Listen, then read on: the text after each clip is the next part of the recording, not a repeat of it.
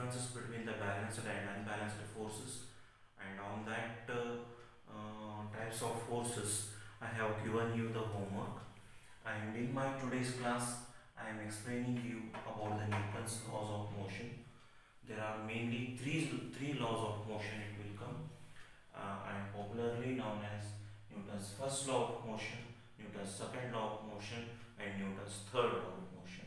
And in the today's class I will explaining about Newton's first law of motion. And Newton's first law of motion is also called as the law of inertia. And Newton's first law of motion, it states that the statement of the Newton's first law of motion is like this: an object continues to be in its state of rest or of uniform motion along a straight line until and unless it is compelled by an external force. The statement of Newton's first law of motion is like this: an object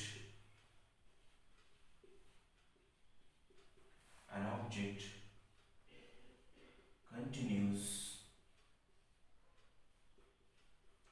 to be in its state of rest, or an object continues to be in its state of rest or of uniform motion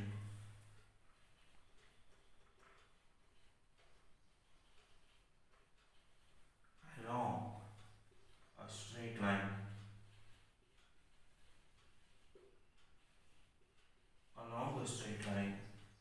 until and unless it is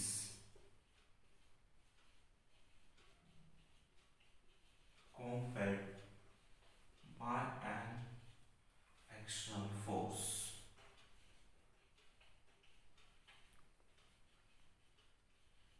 So this is what the statement of the Newton's first law of motion: an object continues to be in its state of rest. That means not changing the position in its state of rest, or of uniform motion along a straight line. Okay, always the object is in two states. So what is the state of rest? Or it may be the uniform motion along a straight line, or it may be the non-uniform motion along a curved path. So these two conditions possible. An object may be in a state of rest or in a motion. So what says the Newton's first law of motion is: an object continues to be in its state of rest or of uniform motion along a straight line until and unless it continues in state and it changes its position, whatever the state of rest or of uniform motion along a straight line. When it changes is when an external force is applied on it. When an external force is applied on that object, then only whatever the state of rest or of a uniform motion along a straight line, it changes, it may varies. So this is what the statement of the Newton's first law of motion, and whatever this Newton's first law of motion we will understand with the example.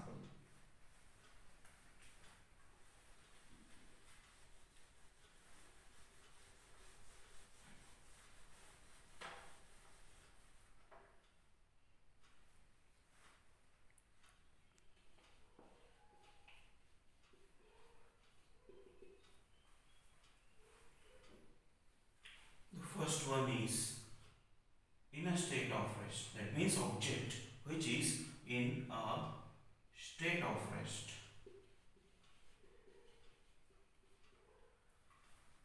For this I will take a table, and onto the table a wooden block is kept. Onto this table a wooden block is kept.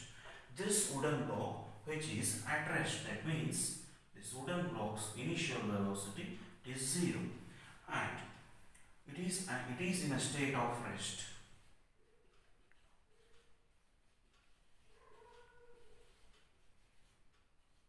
In a state of rest. Okay, wooden block in a state of rest, and its mass is 15 kg. Mass is 15 kg, and this is a wooden block. So this is what the I am explaining in a state of rest. So this wooden block continues to be in its state of rest, okay, until and unless an external force is applied on it. So this is basically at rest, and think when an external force of F of 30 Newton 30 Newton is applied on this wooden block. A force of 30 Newton is applied from the left hand side onto this wooden block, and then what happens is, whatever the wooden block initially which was in a state of rest, and after applying the 30 Newton of force, the wooden block shows the displacement. The wooden block shows the displacement, that means start to move, it changes its position. When it changes its position, when after applying the force of 30 Newton. So this proves the Newton's first law of motion. So this is called as an external force. An external force which is applied from the left hand side onto the wooden block. Okay, and this proves, and if think a situation, if this 30 Newton of force is not all applied onto the wooden block, then wooden block does not shows any displacement, and it continues in its state of rest only. So this proves whatever the Newton's first law of motion. And another one example I will take to explain the Newton's, so the same Newton's first law of motion.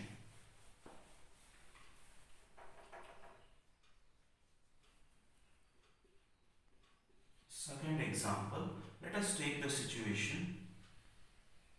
This is what a ground floor, and onto the ground floor a ball is rolling.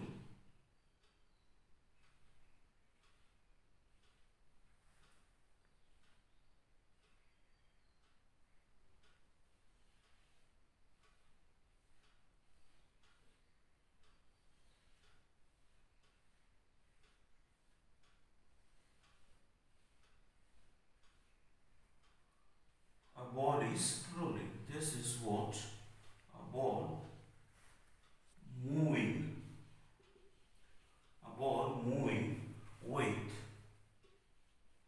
with initial velocity 10 meter per second. The ball is always the ball is initial. Basically, it is in motion. It is moving onto the ground floor. Okay, it is rolling on. The ball is rolling on with a velocity 10 meter per second. This is what the second example I have taken to explain the Newton's first law of motion. And think no external force is applied on this ball. No external force is applied on this ball. Okay, then what happens is, and let us take the friction also 0 condition. Friction is 0. This is also another one condition we will take, and external force whatever so the force is 0. 0 Newton force is applied, opposite 0 Newton force is applied onto the ball, and then what happens is, basically this is not all possible. Friction 0 is not all possible, and what happens is the ball continues to be in motion with a velocity 10 meter per second. So this what the Newton's first law of motion, it says the ball continues to move with the 10 meter per second velocity, okay, continuously, just because the external force is applied is 0 Newton and friction is also completely 0.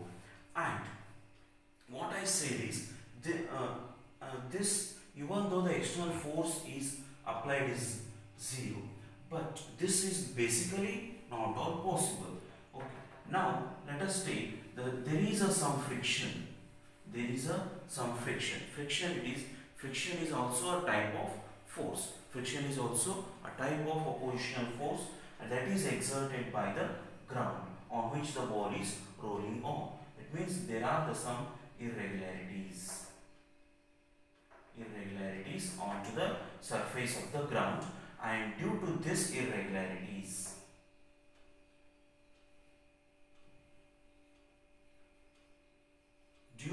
irregularities of the ground floor, there is a friction force. There is a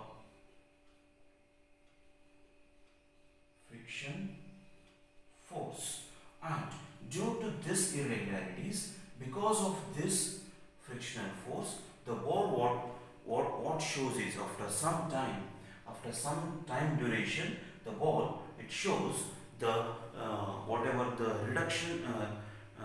reduction in its velocity. That means basically it was moving with 10 meter per second, and gradually it becomes 8 meter per second, and reduction in the velocity it shows 6 meter per second and 4 meter per second, and at last whatever the final velocity that we will say, it is comes to 0 meter per second and comes to the state of rest after some time duration, just because of the irregularities on the surface of the ground floor. This is so called what are the irregularities?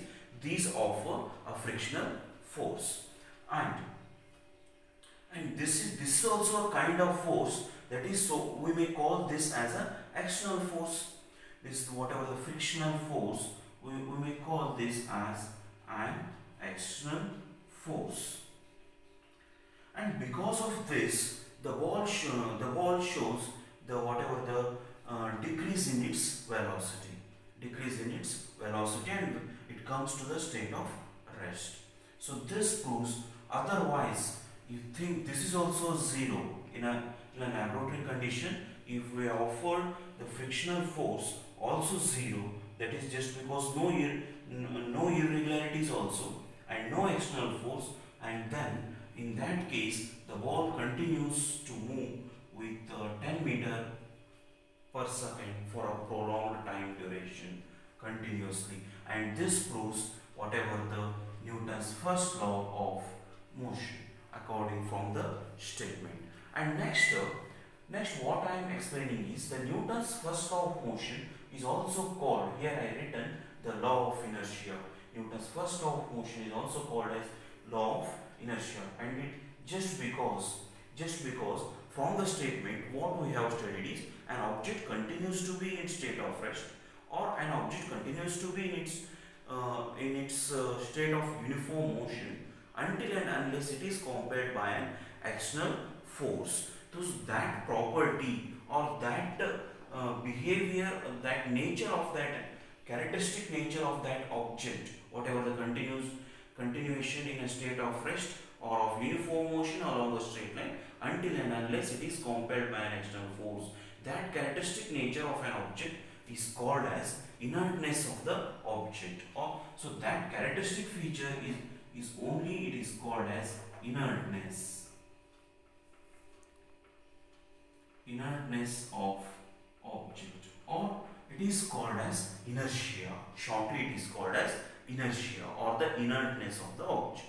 So that's why, so that characteristic feature of the object is called as inertia of the object or inertness of the object, and that's why Newton's first law of motion is also called as law of inertia.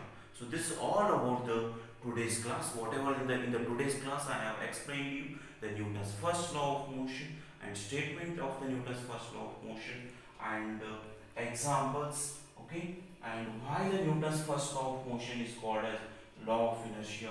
So these are all the things we have studied in the today's class, and with this I will conclude my today's class, and whatever the remaining part of the lesson, force and Newton's laws of motion, I will continue in my tomorrow class with the Newton's second law of motion. And before that, all of you take a few homework questions.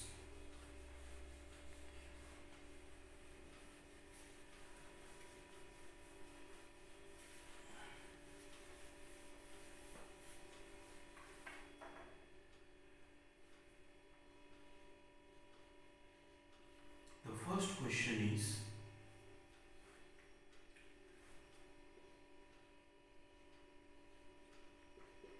write the statement,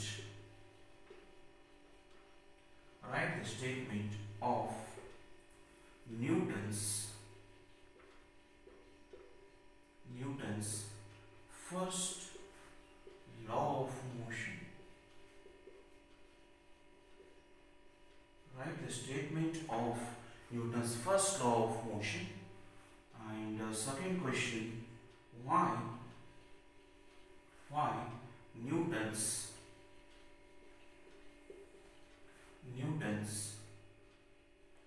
first law of motion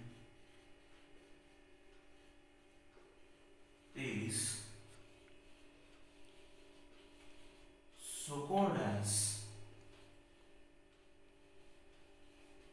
law of inertia. These are the two questions as a homework I have given you, and you write it down in the fair notebook after writing the today's notes in the fair notebook. And this question, it will come for the 1 mark, and this also for 1 mark question. These may come in the exam. And with this I will conclude my today's class. Thank you.